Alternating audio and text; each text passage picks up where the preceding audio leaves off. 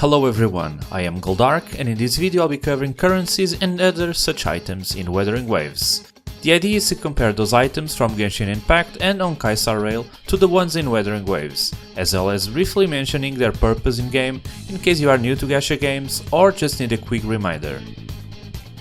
I'm not gonna beat around the bush. As most other Gacha games, Wuthering Waves introduces new materials and currencies all over the place, and sometimes it's hard to initially look at the items and properly understand their role, or how rare they are actually. So hopefully this helps you out. Starting things off, we have premium and rare currencies.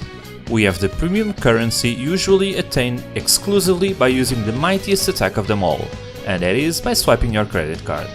All of these games give you 300 if you buy their login pass, but the vast majority needs to be bought directly in the shop, and it then can be used to get skins whenever they are released or converted into rare currency, which is then used to get your summons. As you might already know, this rare currency is also available in-game, by opening chests, completing achievements, daily activities, events and even in-game modes. Now for the summoning tickets themselves. Both Genshin Impact and Honkai Star Rail have just two types, the one for standard banners and the other one for limited banners. However, Wuthering Waves has a third one, used for limited weapon banners. As a byproduct of summoning, players get two extra currencies that can be used to get more materials in the in-game shop or even summons. While in Wuthering Waves you are also able to get copies of characters you already have unlocked, as a way to get their sequences, which are the same as Eidolons or constellations in other games. When it comes to common currencies, all of these games use one currency as one of the requirements for most upgrade process in the game. Imagine it as gold in other games. Initially you'll have plenty, but it quickly starts to evaporate as you progress deeper into the game and upgrades start to cost more and more of this currency. It is also the currency you'll be completely swimming in if you keep playing the game daily for 1 year, as the devs tend to provide much more over time. Something that on the contrary you'll find yourself wanting to have more, as it is closely tied to getting equipment, is energy. Famously used in Gacha Games to gauge your progress, and one of the ways whales tend to get ahead, energy is used for your daily and weekly grinds. It regenerates over time and is capped, so the best thing you can do is never to let it reach the cap and go to waste. As I just said, whales often buy consumables that when used give you more energy, and in the case of Genshin Impact the devs eventually introduce a temporary consumable. Something to take note is that as time progresses, this type of games tend to provide you with some options to lessen the impact of wasting your daily energy.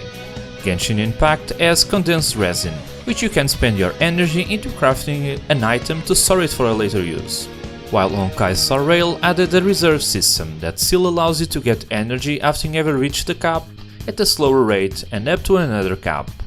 It's safe to assume Wuthering Waves will also introduce these tools as time goes on. And what would these games be without experienced materials used to improve your character, weapons or equipment? Obviously there are tons of these, with different rarities, and together with materials found by defeating monsters will make the bulk currencies you'll be using on a regular basis.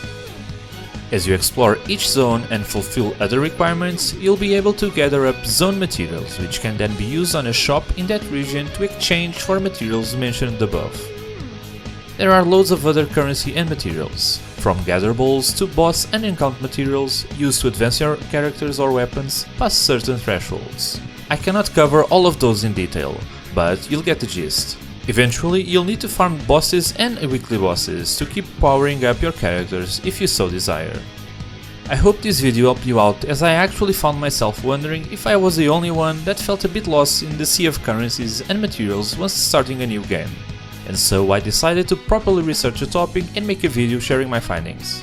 I've already made a couple videos recently covering Wuthering Waves, like this one about the ecosystem and this other one about the combat system, so check them out if you are interested. I'm certain there's useful information in them and I would really appreciate it. With that said, that's it for this video. I hope you enjoyed this quick guide on the law of equivalent exchange between my favorite Gacha games. Don't forget to leave a like, comment and subscribe for more videos like these. Thanks for watching and I'll see you on the next video.